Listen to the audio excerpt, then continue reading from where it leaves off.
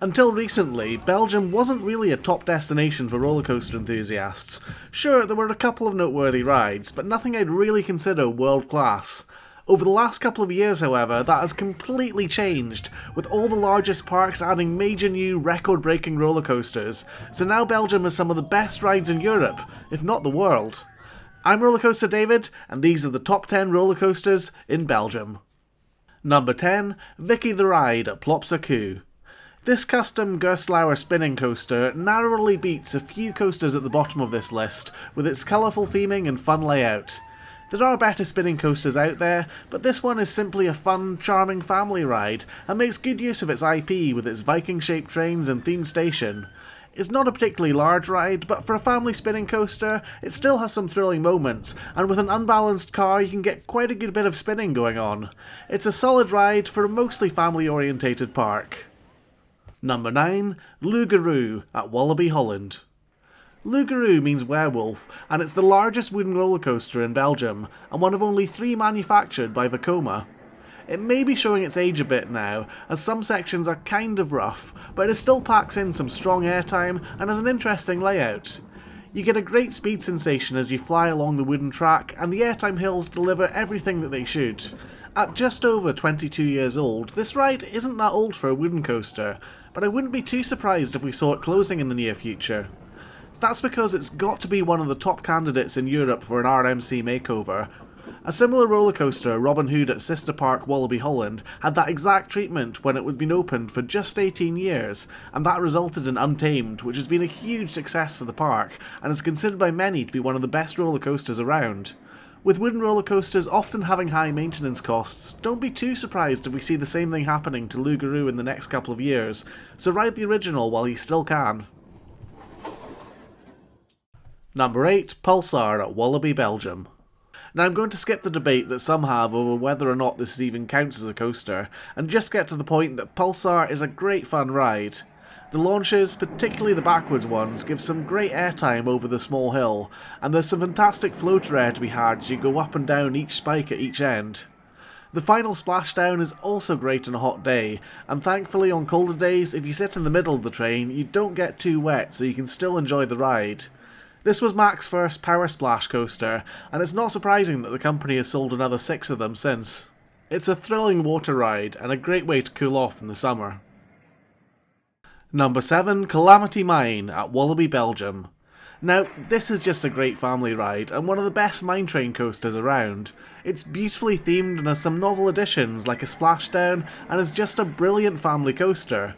It may not have the budget of a Disney Thunder Mountain ride, but it's got its own charm, and honestly, I think it looks and rides great.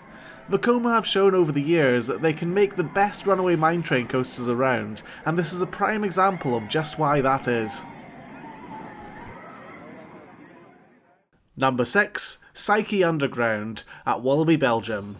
Now, I love a classic Schwarzkopf shuttle loop, so my biases might have pushed this higher in the list than you'd expect, but this one's a little different to others. Psyké Underground received an extensive renovation in 2013, where the old flywheel launch was upgraded to an LSM one, and the ride was completely enclosed. This makes it unique among shuttle loops, as the disorientating tunnel the track runs through and the G-forces you experience produce a strange sensation, almost like you are actually going into or out of the ground. It's got a catchy soundtrack too, which always helps make a ride more unique, and I'm really glad the park made the investment to modernise and upgrade the ride so it can be enjoyed by many more people in the future.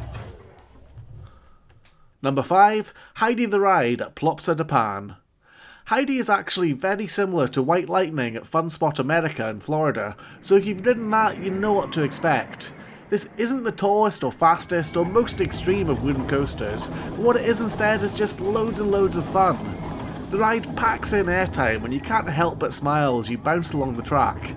It's not too intimidating for smaller riders, but it has got plenty of thrills to suit anyone, and it's a ride that's just all about the airtime and good times. The ride is always popular at the park, and it's actually had a mirror image clone of it built at a new park in Poland, which just goes to show how great a design this coaster is. Number 4, Anubis at Plopsa de Pan. Anubis is themed to a Belgian TV show that I've never seen, but that doesn't stop me appreciating this impressive ride.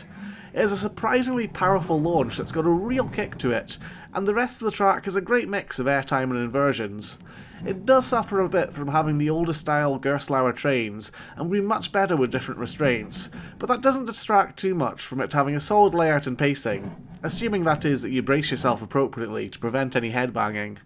For a long time, this was the undisputed king of Belgian coasters in my opinion, but a lot has happened in the Belgian coaster scene in the last couple of years that has led to its current placing outside of the top 3.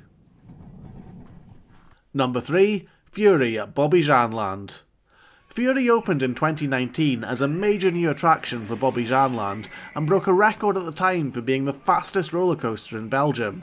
This unique and very modern ride features a swing launch, and as an additional twist you can actually ride it facing either forwards or backwards.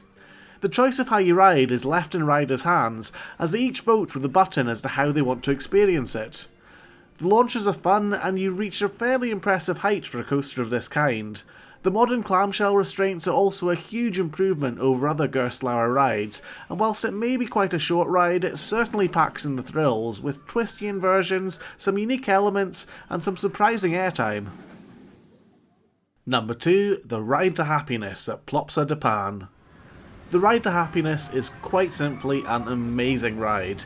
I was blown away with just how good it was and how unlike any other coaster I'd ridden it felt like after just my first ride.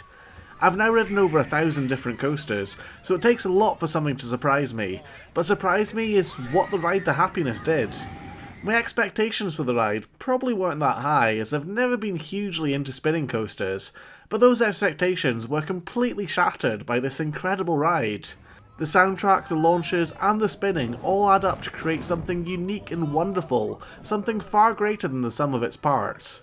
Some of the elements are novel, but even a standard vertical loop becomes something entirely different on this ride when the spinning factor is introduced.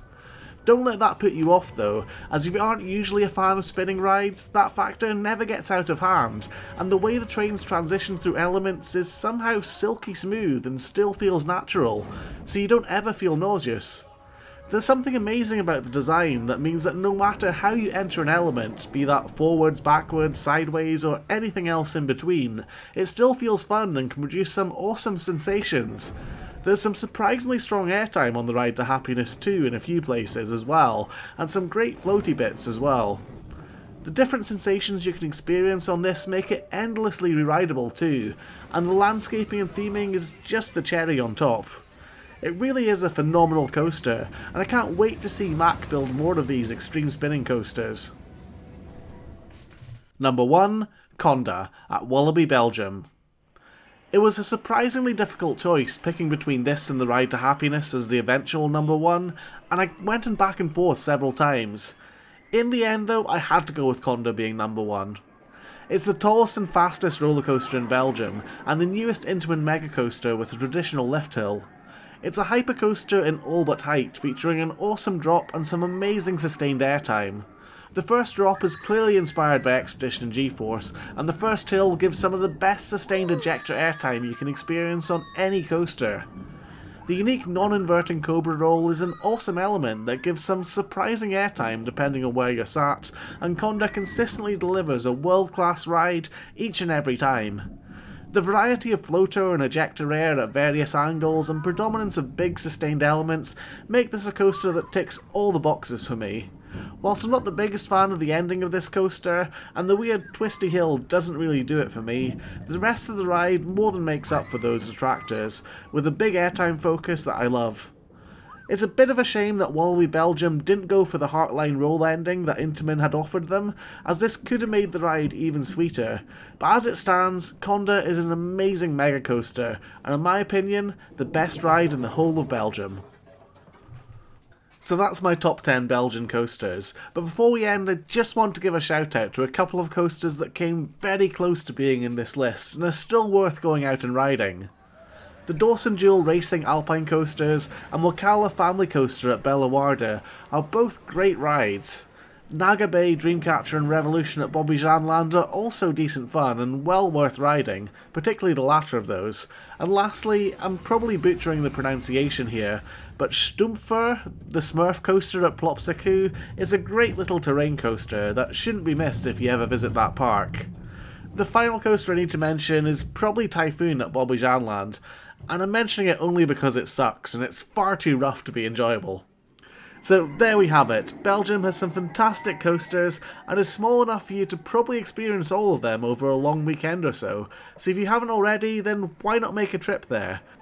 If you've enjoyed this video, then I'm sure you know what to do with the like button, and if you're new to the channel, then why not check out some of my in-depth coaster reviews. I've been Rollercoaster David, thanks so much for watching, and I'll see you again in another video very soon.